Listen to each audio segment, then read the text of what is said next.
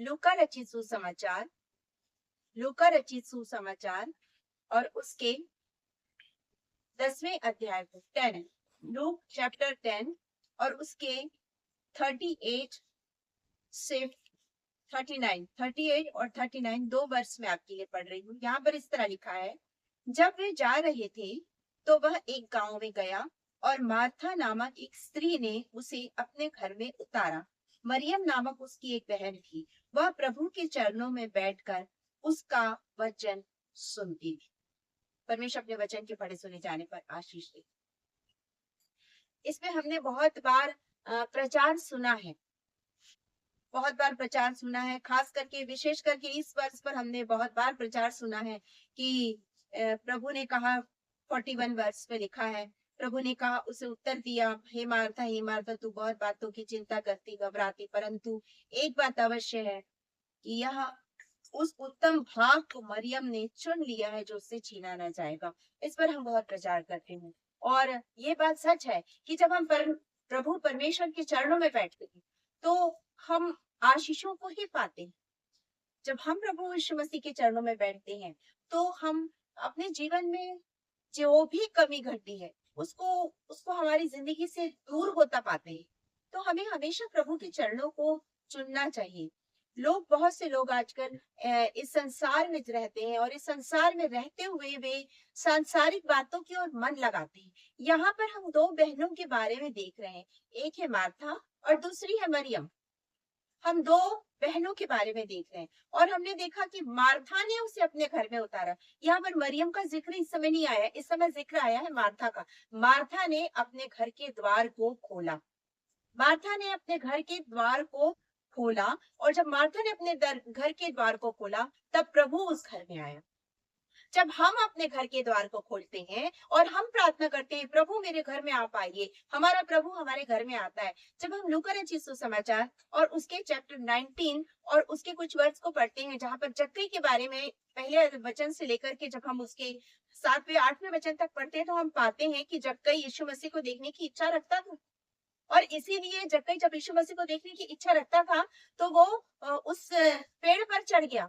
उसके अंदर भी एक इच्छा थी प्रभु यीशु से मिलने की, उसके अंदर भी एक इच्छा थी प्रभु यीशु मसीह को के साथ बातचीत करने की, उसे देखने की एक इच्छा थी। जब हमारे अंदर ये डिजायर होता है, हमारे अंदर जब ये इच्छा होती है कि हम प्रभु से मिले, हम प्रभु को देखें, हम प्रभु से बातचीत करें, हमारी जिंदगी में प्रभु तुरंत आते हैं काम करने। जब तक हम अपनी इच्छा जाहिर नहीं करेंगे प्रभु कभी हमारी जिंदगी में नहीं आएंगे। आपको अगर चाहिए कि आपकी जिंदगी में प्रभु आए तो आपको अपने दिल के इस द्वार को खोलना जरूरी है। यदि आप चाहते हैं कि आपका प्रभु आपके घर में आए तो आपको अपने घर के द्वार को प्रभु के लिए खोलना जरूरी है। और मार्था ने यही किया, अपने घर के द्वार को खोला। जक्कई से प्रभु यीशु मसीह ने कहा, मुझे आज तेरे घर में रहना अवश्य है। और याद रखिए वहां पर रहना शब्द है, रहना मतलब ये कि वो जो हमेशा हमारे साथ रहे।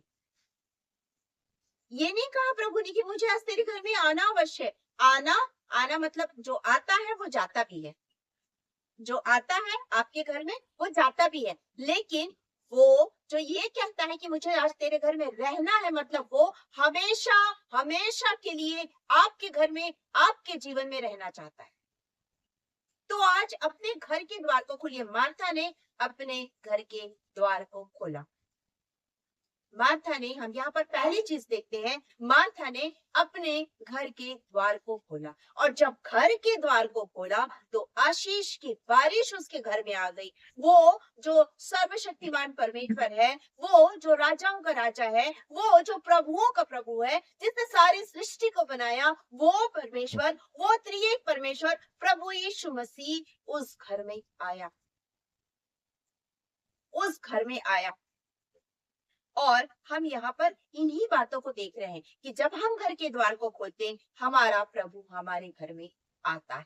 जब हम अपने दिल के द्वार को खोलते हैं हमारा प्रभु हमारे दिल में आता है। पहली चीज, हमें अपने घर के द्वार को खोलना है ताकि हमारा प्रभु हमारे घर में आए। दूसरी चीज, जब हम अपने दिल के द्वार को खोलते हैं तो हमारा प्रभु हमारे दिल में आता है।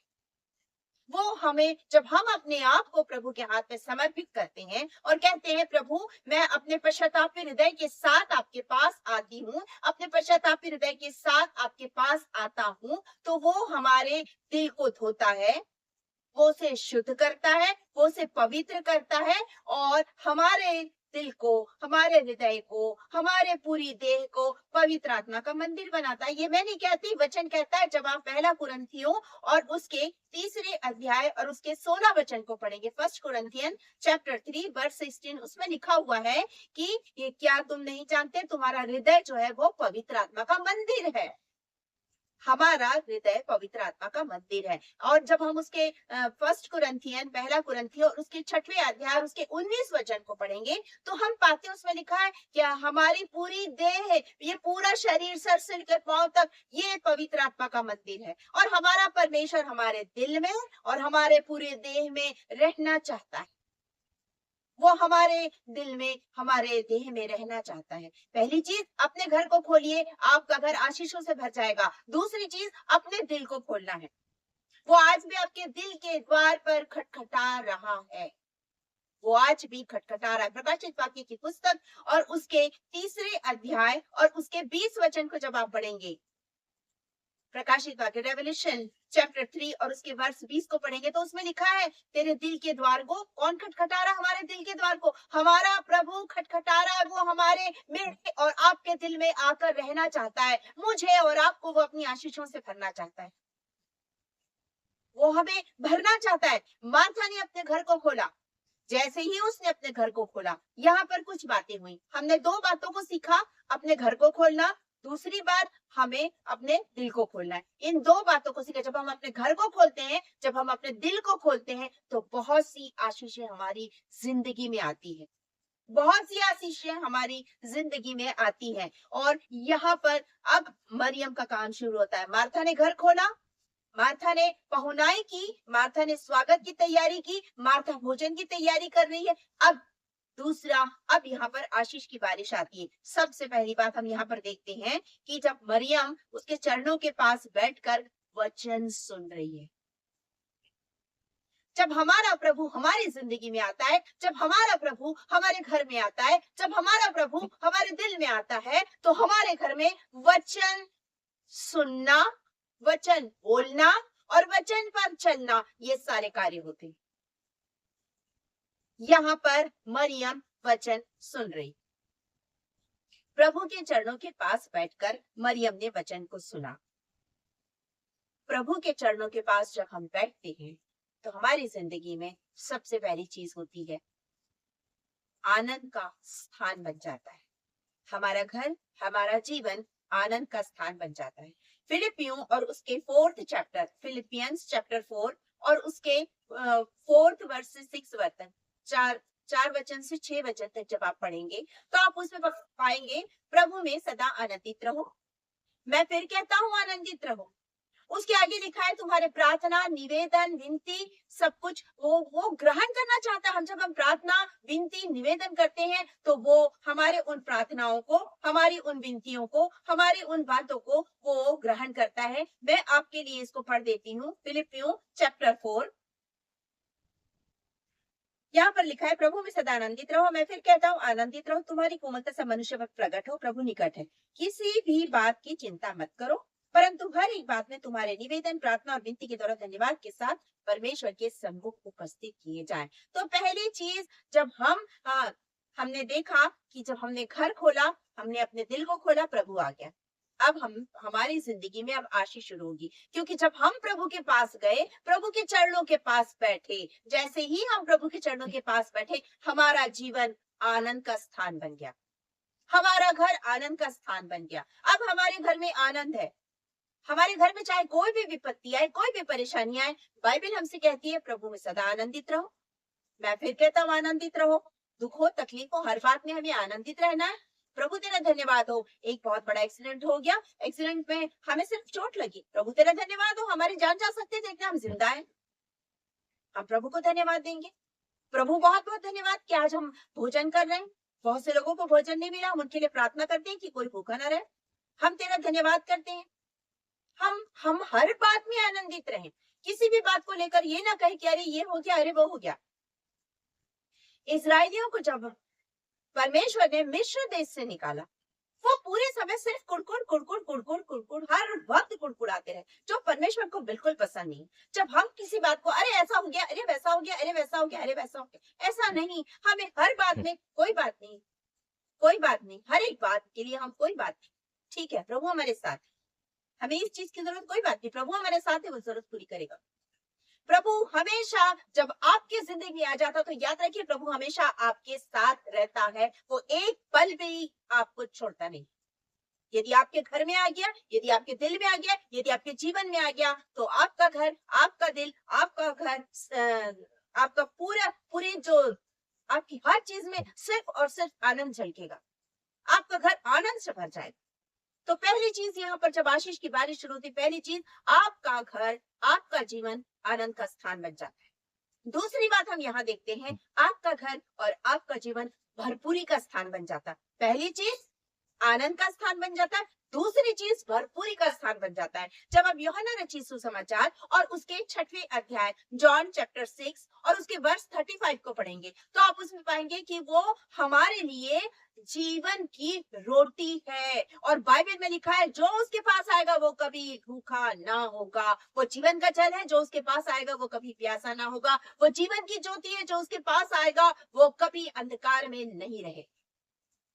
तो जब हम प्रभु के पास जाते हैं, उसके चरणों के पास बैठते हैं, जब हम प्रभु के पास जाते हैं, उसके चरणों के पास बैठते हैं, तो हमें भरपूरी मिलती है। मतलब पहले हमने देखा कि आनंद का स्थान बन जाता है, दूसरी चीज भरपूरी का स्थान बन जाता है।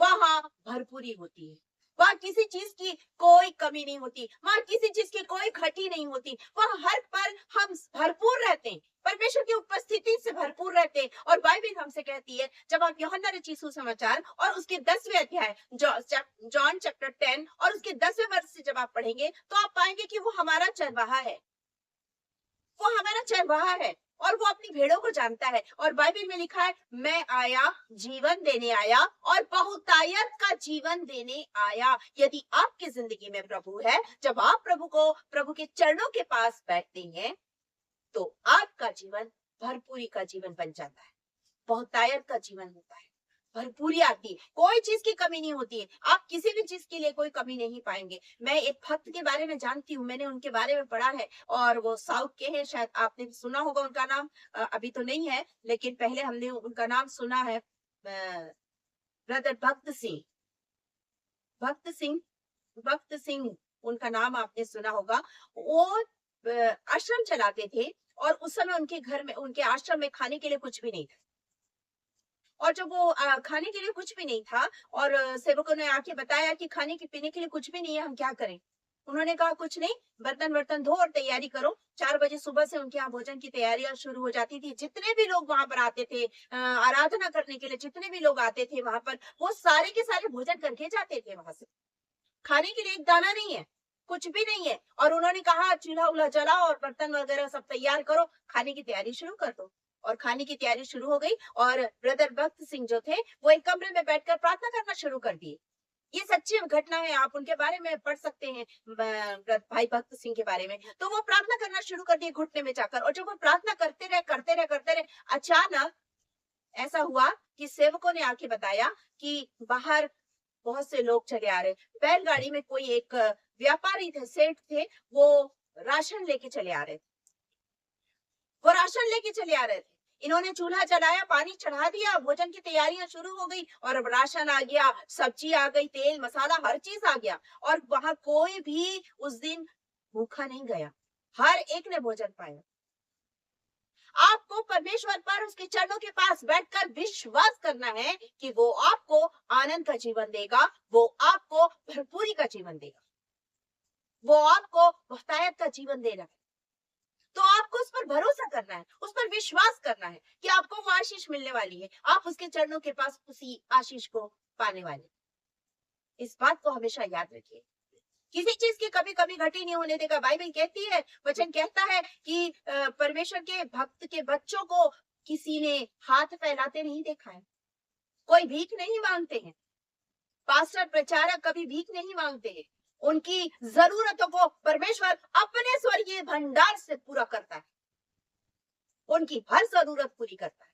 जब आप प्रभु के चरणों के पास आएंगे, उस पर विश्वास रखिए, आपकी एक एक जरूरत वो पूरी करेगा। वो आपकी जिंदगी में आकर काम करेगा, वो आपके जीवन का स्वामी है, वो आपके जीवन में काम करेगा।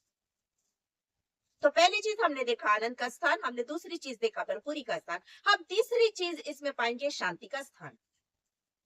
हम तीसरी चीज इसमें पाते हैं, जब हम प्रभु के चरणों के पास बैठते हैं, शांति का स्थान हो जाता है।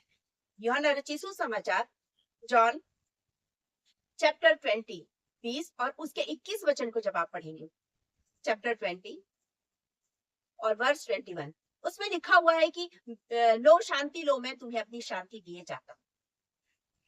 हमारा प्रभु हमें अपनी शांति देता है तब जब हम उसके चरणों के पास जाते हैं। वो हमें आनंद देता है जब हम उसके चरणों के पास जाते हैं, वो हमें भरपूरी का जीवन देता है जब हम उसके चरणों के पास जाते हैं, वो हमें शांति का जीवन देता है। हमारी जिंदगी में शांति रहती, अशांति नहीं रहती। हमारी जिंदगी में लड़ाई झगड़े क्लेश ऐसा नहीं, पर हमारी जिंदगी में शांति, क्योंकि उसने अपनी शांति मुझे और आपको दी है। बाइबल हमसे कहती है वो शांति का राजकुमार है। जब आप यशायाह नबी की पुस्तक और उसके 9 अध्याय चैप्टर 9, यशायाह नबी की पुस्तक उसके 9 अध्याय और 2 वचन से लेकर आप जब 6-7 वचन तक पढ़ेंगे तो आप उसे पाएंगे, वो पराक्रमी और वो शांति का राजकुमार, वो शांति का राजकुमार है। जब आप उसके पास जाएंगे, वो शांति का राजकुमार आपके घर में आ जाएगा। जब आप उसके चरणों के पास बैठेंगे, वो शांति का राजकुमार आपकी जिंदगी को अपनी शांति से भर देगा, क्योंकि वो शांति का राजकुमार है।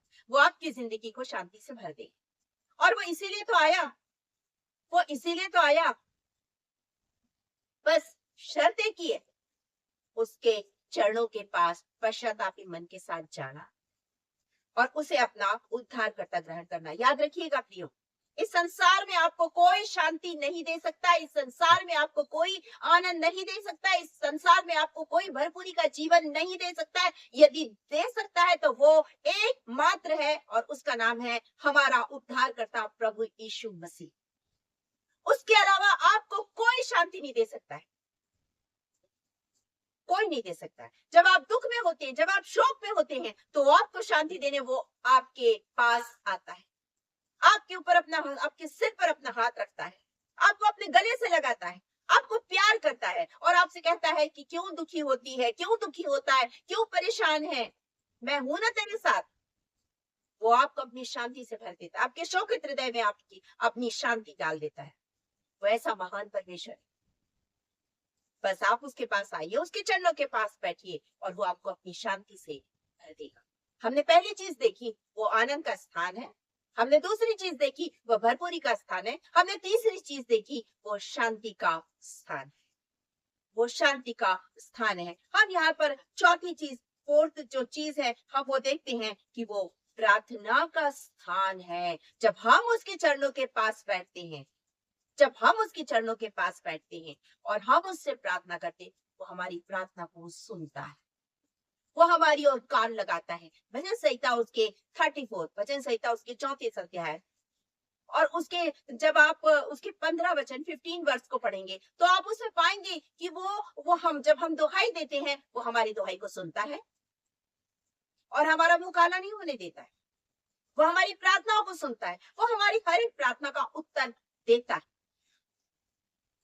हम उसके पास विश्वास के साथ प्रार्थना करते हैं और वो हमारी हर प्रार्थना सुनता है, वो हर प्रार्थना को उत्तर देता है। जब आप मत्ती रचित सुसमाचार से लेकर आप यूहन्ना रचित सुसमाचार तक पढ़ेंगे तो आप उसमें पाएंगे कि लोग उसके पास आए और उससे लोगों ने उससे प्रार्थना की चंगाई के लिए, चंगाई मिल गई। लोगों ने उससे प्रार्थना की कि याईर ने प्रार्थना की कि मेरी बेटी मर गई है तो उसके ऊपर हाथ रख, वो प्रार्थना सुनी गई, याईर की बेटी जिंदा हो गई। जो कोढ़ी आए उसके पास में, उन कोढ़ियों ने चंगाई को पाया। जो अंधे उसके पास आए उन्होंने प्रार्थना की और उन्होंने अपने अंधेपन से मुक्ति पाई और वो देखने लगे। तो आप उसके पास आएंगे, उससे प्रार्थना करेंगे, वो आपकी प्रार्थना सुनता है, क्योंकि वो प्रार्थनाओं को सुनने वाला परमेश्वर है। आपके हर दुख, आपकी हर परेशानी के लिए वो पिता से विनती करता है। जब तक वो इस संसार में था उसने हर एक को छुआ। आज वो पिता के पास है और जब हम प्रार्थना करते हैं और यीशु मसीह के नाम से उस प्रार्थना को मांगते हैं, वो हमारी प्रार्थना के कटोरे को उठाता है और परमेश्वर के पास लेकर जाता है और परमेश्वर से कहता है, पिता ये देख तेरी संतान, ये देख तेरी बेटी है, देख तेरा बेटा है, ये दुख में है, ये तकलीफ में है। इसकी इस तकलीफ को, इसकी इस पीड़ा को, इसके इस दुख को, इसकी इस बीमारी को तू दूर कर, तू इसे छू, तू इसे चंगा कर। और तब परमेश्वर प्रार्थना को सुनता है, क्योंकि वो प्रार्थना हमने प्रभु यीशु मसीह के नाम से मांगी है और वो प्रार्थना हमारी जिंदगी में पूरी होती है।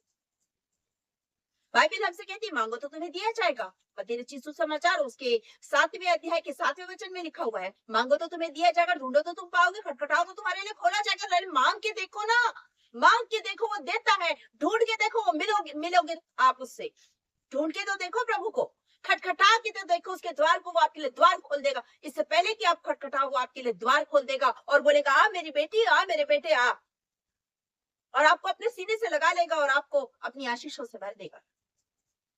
मांग के देखिए, विश्वास के साथ मांग के देखिए। बाइबल कहती है, उसने अपने चेलों से कहा कि तुम विश्वास के साथ अगर ये कहोगे कि ये पहाड़ यहाँ से हट के समुद्र में जा पड़े, तो वो भी वहां से हट के समुद्र में जा पड़ेगा। तुम्हारा विश्वास राई के दाने के बराबर हो तो। उसने एक छोटा सा पैमाना दिया है। क्या हमारा विश्वास राई के दाने के बराबर भी नहीं है? हम विश्वास करते हैं, अपने पूरे मन से, अपने पूरे दिल से विश्वास करते हैं, अपने पूरे संपूर्ण हृदय के साथ विश्वास करते हैं उस पर, और वो हमारी जिंदगी में पूरा करता है।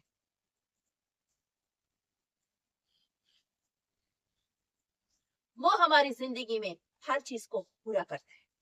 तो हमने पहली चीज देखी कि वो आनंद का स्थान है, हमने दूसरी चीज देखी वो भरपूरी का स्थान है, हमने तीसरी चीज देखी वो शांति का स्थान है, हमने चौथी चीज देखी वो प्रार्थना का स्थान है। वो प्रार्थना का स्थान है। हम पांचवी चीज यहाँ देखते हैं, वो सेवा का स्थान।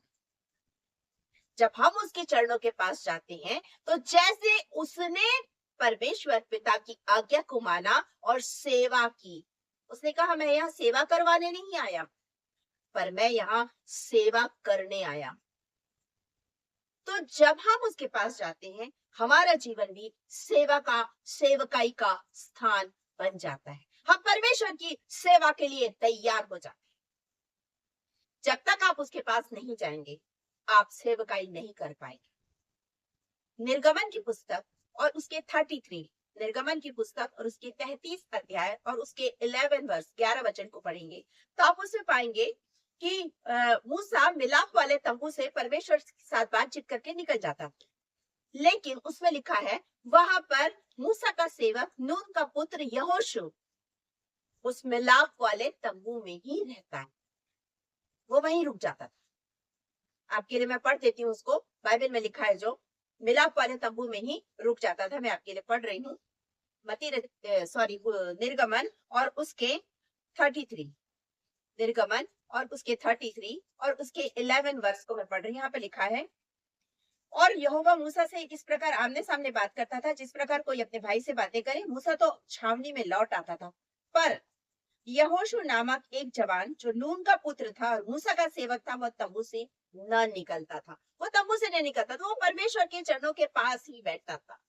वो परमेश्वर के चरणों के पास बैठता था, और जब वो परमेश्वर के चरणों के पास बैठता था तो परमेश्वर ने उसे अपनी आत्मा से भर दिया। परमेश्वर ने उसे अपनी आत्मा से भर दिया। और बाइबल में लिखा है, जब आप गिनती उसके 27 और उसके 18 वर्ष को, गिनती 27 अध्याय और उसके 18 वचन को जब आप पढ़ेंगे, तो आप उसे पाएंगे कि परमेश्वर मूसा से कह रहा है कि यहोशू के ऊपर हाथ रख, और उसे तेरा आपका समय हो गया है, अब यहोशू अगुवाई करेगा, उसके ऊपर हाथ रख, क्योंकि उस पर उसके अंदर मेरा आत्मा वास करता है। मेरा आत्मा, ये कौन कह रहा है? परमेश्वर मूसा से कह रहा है कि मेरा आत्मा यहोशू के अंदर वास करता है। जैसे ही ये बात कही, मूसा ने उसके ऊपर हाथ रखा, और वो मूसा जब चला गया, मूसा की मृत्यु हो गई, उसमें बाइबल में लिखा है मूसा को परमेश्वर ने मिट्टी दी। आप ये सब सारी चीजों को जानते हैं। जब आप यहोशू की पुस्तक को पढ़ेंगे तो यहोशू के पहले अध्याय में ही आप पाएंगे कि परमेश्वर ने अब यहोशू से बातचीत की और कहा उठ, कमर बांध और तैयार हो जा। अब क्या करना है तुझे? ये सारे लोगों का 6 लाख से ज्यादा लोग हैं, इन सारे लोगों को लेकर अब तुझे उस कनान देश, उस प्रतिज्ञा के देश पे जाना है। ये सेवकाई करने के लिए वो सेवा का स्थान बना, क्योंकि वो परमेश्वर के तंबू में गया और वो परमेश्वर के चरणों के पास बैठता था। तो परमेश्वर ने उसे अपनी आत्मा से भर दिया, और जब परमेश्वर ने उसे अपनी आत्मा से भर दिया तब उसने सेवकाई शुरू कर दी। जब आप उसके चरणों के पास बैठेंगे तो इस आशीष को आप भी पाएंगे। जब आप उसके चरणों के पास बैठेंगे इसी आशीष को आप भी पाएंगे। बस आपको एक ही काम करना है। सबसे पहली चीज, पश्चाताप करते हुए उसके पास आना है, अपने दिल के द्वार को खोलना है, अपने घर के द्वार को खोलना है और उसे आमंत्रित करना, प्रभु मेरे घर में आ, प्रभु मेरी जिंदगी में आ। वो आपके घर में, आपकी जिंदगी में आ जाएगा। और जब वो आपके घर में, आपकी जिंदगी में आ जाएगा, तब आपका घर, आपका जीवन आनंद का स्थान बन जाएगा, भरपूरी का स्थान बन जाएगा, शांति का स्थान बन जाएगा, प्रार्थना का स्थान बन जाएगा और सेवा का स्थान बन जाएगा। तब आपकी जिंदगी में ये 5 चीजें होंगी। ये आपकी जिंदगी में जब ये 5 चीजें होंगी, आप परमेश्वर से बातचीत करेंगे। आप परमेश्वर से बातचीत करेंगे। पहले के समय में तो आप परमेश्वर से बातचीत नहीं कर सकते थे, भस्म हो जाते। मूसा ने कहा, मैं परमेश्वर मुझे अपना तेज दिखा। जब आप निर्गमन उसके 34 अध्याय को पढ़ेंगे तो आप उसे पाएंगे, मूसा कहता है मुझे अपना तेज दिखा, और परमेश्वर कहता है तू मुझे देख नहीं सकता है। हम सचमुच में परमेश्वर को देख नहीं सकते हैं। मूसा तब परमेश्वर को देख नहीं सकता था, और मूसा से परमेश्वर ने कहा, मैं तेरे आंखों के सामने हाथ रखूंगा और मैं दरार में से तू मुझे, मेरी पीठ को देख नहीं पाएगा। और उसके बाद में जब मूसा पहाड़ पर, पर्वत पर गया और परमेश्वर के पास में उन आज्ञाओं की, उन तख्तियों को लेकर आया, तो आप उसी को पढ़ेंगे, निर्गमन उसके 34 अध्याय और उसके 29 वर्ष को। निर्गमन 34, एक्सोडस 34 और उसके 29 वर्ष को जब आप पढ़ेंगे तो उसमें लिखा है कि मूसा जब वहां से निकल रहा था उसके चेहरे से तेज निकल रहा था, और उसमें लिखा है परमेश्वर की उपस्थिति में रहने के कारण उसके चेहरे से तेज निकल रहा था। जब आप परमेश्वर को अपने घर में, जब आप प्रभु यीशु मसीह को अपने घर में, जब आप पवित्र आत्मा को अपने घर में आमंत्रित करेंगे, अपने दिल में आमंत्रित करेंगे, और आप उसके तेज से भर जाएंगे, लोग आपकी जिंदगी में, आपके दिल में से प्रभु को देखेंगे। लोग आपकी जिंदगी में प्रभु को देखेंगे।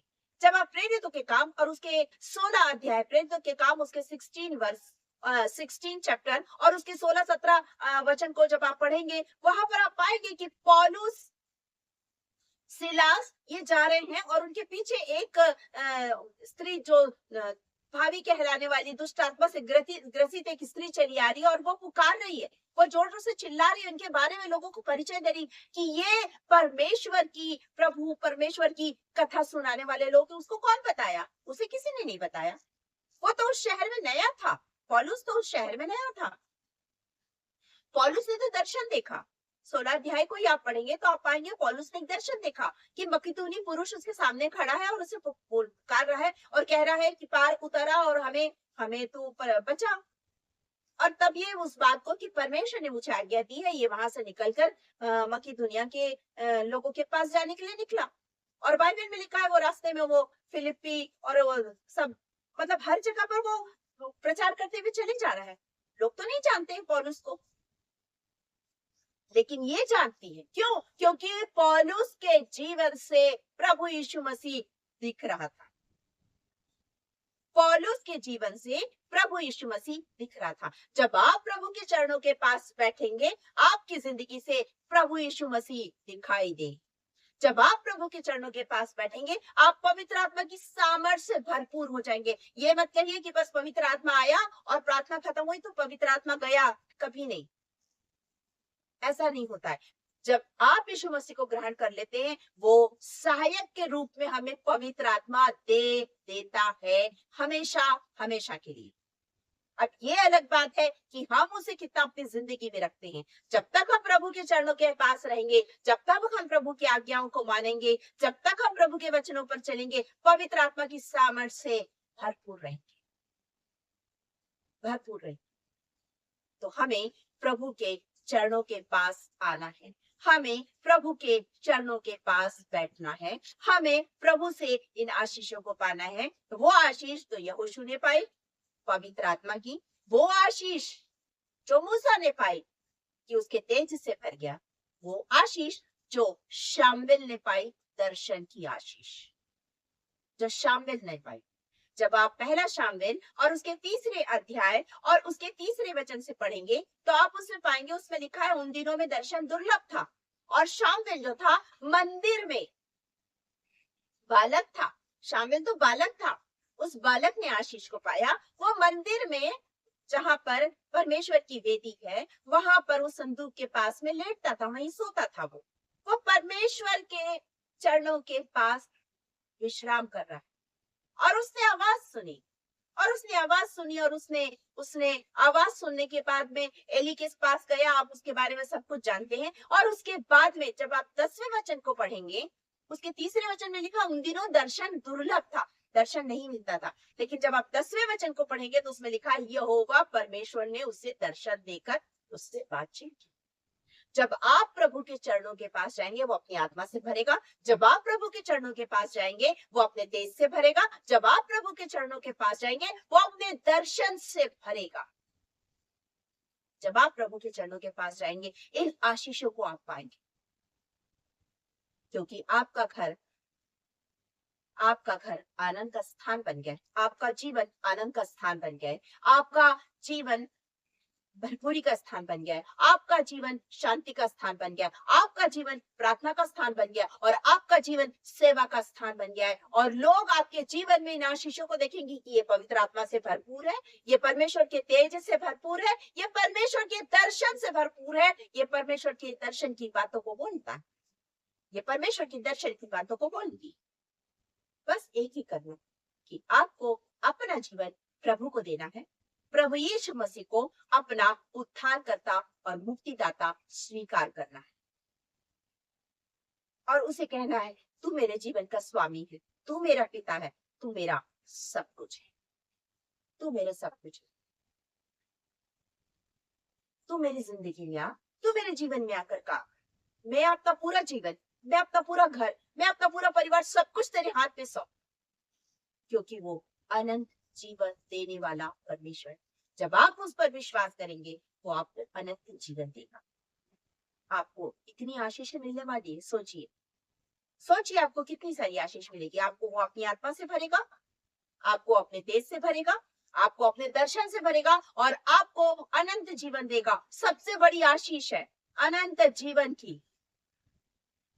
और बाइबल कहती है यूहन्ना रचित सुसमाचार उसके 14th चैप्टर और उसके फर्स्ट वर्स से जब आप पढ़ेंगे तो वो कहता तुम्हारा मन व्याकुल ना हो, मेरे पिता के घर में रहने के बहुत से स्थान है और यदि नहीं हो तो भी मैं तैयार को तुम्हारे लिए जगह तैयार करने जा रहा हूँ। तो कितनी बड़ी आशीष है कि जहाँ प्रभु यीशु मसीह रहे, जहाँ पिता परमेश्वर रहे, जहाँ पवित्र आत्मा की सामर्थ्य रहे, वहां आप और मैं रहेंगे। वो हमारे लिए जगह तैयार कर रहा है। कितनी बड़ी आशीष है, कितनी बड़ी आशीष। और ये आशीष हमसे कोई छीन नहीं सकता है। हमें जब तक परमेश्वर पर पूरा विश्वास है, जब तक हम परमेश्वर के चरणों के पास बैठेंगे, हमसे ये आशीष कोई नहीं छीन पाएगा। हमें उसके चरणों के पास बैठना है, उसके वचन को पढ़ना है, उसके वचन को सुनना है और उसके वचन पर चलना है और उसके वचन को अपने हृदय रूपी पटिया पर लिखना है कि लोग उसे पढ़ सके, लोग हमारे जीवन में प्रभु यीशु मसीह को देख सके। जब भी हम मुंह खोले प्रभु की बातों को बोल सके। वो हमारी जिंदगी में यही चाहता है कि हमारा जीवन कैसा, हम इस संसार के समान नहीं, इस संसार के सदृश में नहीं बनना है, परंतु हमें परमेश्वर के लिए आत्मिक सेवाओं को करना है। रोमियो उसके 12 अध्याय, रोमन्स चैप्टर 12 और उसके पहले वचन से जब आप तीसरे वचन तक पढ़ेंगे तो आप वही पाएंगे, आप यही पाएंगे। हमें संसार के सदृश नहीं होना है, परंतु हमें हमारे नए हो जाने से हमारा चाल चलन भी बदलता जाए। अभी तक हम झगड़ालू कहलाते थे, लेकिन अब हमारे अंदर कोमलता आ गई है, अब हम नरम दिल के हो गए हैं। हमारे जीवन से अब प्रभु यीशु मसीह का प्रेम दिखाई दे रहा है। हमारा जीवन बदल गया, हमारा जीवन बदल गया है। अब हमारा दिल आनंद का स्थान बन गया है। अब हमारा दिल भरपूरी का स्थान बन गया। अब हमारा दिल प्रार्थना का स्थान बन गया। अब हमारा दिल सेवा का स्थान बन गया है, शांति का स्थान बन गया। तो हमारे दिल को हमें प्रभु को देना है और कहना है, प्रभु मेरे दिल में आ, प्रभु मेरे दिल में आ, प्रभु मेरे जीवन में आ, प्रभु मेरे जीवन में आकर कार्य कर। इस समय हम अपनी आंखों को बंद करेंगे और प्रभु से करेंगे, कहेंगे, प्रभु मेरे दिल में आ, प्रभु मेरे जीवन में आ, प्रभु मेरा घर, मेरा दिल, मेरा जीवन सब कुछ तेरा, इसमें आ और तू वास कर। हमेशा हमेशा अपनी आंखों को बंद करेंगे। और जब हम इस समय प्रार्थना करें, यदि आपकी जिंदगी में कोई दुख है, यदि आपकी जिंदगी में कोई परेशानी है, यदि आपकी जिंदगी में किसी भी प्रकार की कोई परेशानी है, वो परेशानी आपकी जिंदगी से, आप अपने आप को प्रभु के हाथों में सौंप। यदि आप बीमार हैं, अपने उस स्थान पर अपना हाथ रखें जहां पर आपको कोई तकलीफ है, उस स्थान पर अपना हाथ रखें। परमेश्वर आज आपको छूने जा रहा है, आज आपको वो छूने जा रहा है।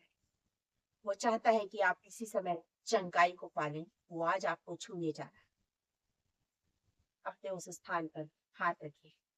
यदि आप अभी तक प्रभु यीशु मसीह को उद्धारकर्ता नहीं ग्रहण किए, तो आज ग्रहण कीजिए। उससे कहिए, प्रभु तू मेरा उद्धार कर, तू मेरी जिंदगी, मुझे उद्धार, मुझे पापों से मुक्ति दे, क्योंकि सिर्फ एक ही उद्धार करता है और वो है प्रभु यीशु मसीह। उसके अलावा आपको कोई उद्धार नहीं दे सकता है। सिर्फ और सिर्फ प्रभु यीशु मसीह आपको उद्धार। आप उसके चरणों के पास आए, अपने जीवन में, अपने दिल में उसे उसे उसे रहने के लिए बोलिए कि मेरे दिल में आप, मेरे जीवन में आप। अपनी आंखों को बंद रखिए, अपनी तकलीफ के स्थान पर अपना हाथ रखें, अपना जीवन प्रभु को सौंपे। यदि आपके जीवन में किसी भी प्रकार का कर्ज का बोझ है, कोई परेशानी है, यदि आप बेरोजगार हैं, जॉबलेस है, प्रभु से प्रार्थना कीजिए, वो आपके लिए निश्चित रूप से एक उत्तम योजना बना के रखे और वो योजना आपके जीवन में पूरी करे। अपने आप को हाथ में से प्रभु से कहिए, मेरे घर में मेरा दिल बने तेरा सिंहासन, मेरी आत्मा तेरा आसन। अपने दिल को उसका सिंहासन बनाइए। उससे कहिए, आप मेरे मन में तुम हो विराजमान, यीशु मेरे तू है बड़ा महान। मेरे मन में तू हो विराजमान, यीशु मेरे तू है बड़ा महान। यीशुआ यीशुआ यीशुआ, मेरे मन में समा जा। बुलाइए उसे कहिए, मेरे घर में आ, उसे कहिए, मेरे दिल में आ, उसे कहिए, मेरे जीवन में आ। तू मेरे जीवन का स्वामी है, मेरा दिल तेरा सिंहासन है, उस पर विराजमान। Hallelujah, hallelujah, hallelujah. हम आपका धन्यवाद करते हैं पिता परमेश्वर, आपका धन्यवाद करते हुए इस समय अपने प्रिय भाई बहनों के साथ आपके चरणों के निकट आते हैं। आपका धन्यवाद देते हैं, आपकी इस दया, इस करुणा, इस प्रेम के लिए जो आपने हमसे किया है। महान परमेश्वर पिता, आज जितने सर आपके सामने झुके हैं, वो जिस भी अपने मनोरथ को लेकर आए हैं, ईश्वर के नाम से वो मनोरथ उनके जीवन में पूरी हो जाए। यदि वो बीमार है पिता परमेश्वर, उनके जीवन से, उनके शरीर से वो बीमारी प्रभु यीशु नासरी के नाम से इसी समय दूर होने पाए।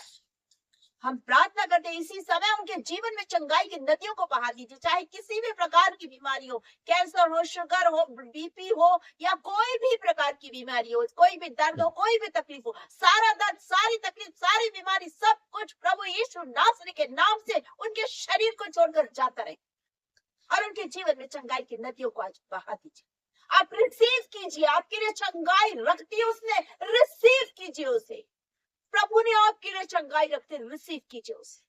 Hallelujah, hallelujah, hallelujah. वो अपनी योजना आपके जीवन में पूरी करने जा रहा है। यदि आपके ऊपर कर्ज का बोझ है, आज वो उतारने का उपाय बता रहा है कि आपके जीवन से कर्ज का बोझ उतरने जा रहा है। यदि आप बेरोजगार है, आपके लिए वो नई आशीषों के द्वार को खोल रहा है कि आशीष की बारिश मानसून के समान आपकी जिंदगी में आ जाए।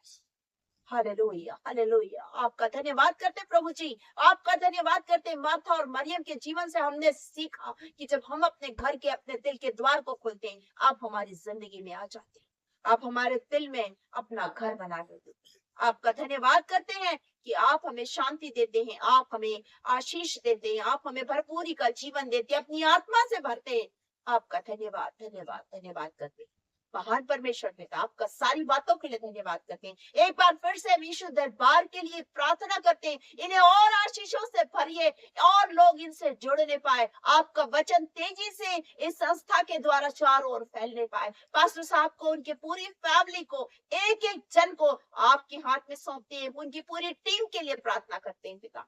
महान परमेश्वर पिता, आशीष की नदियों को आप बाहर कीजिए।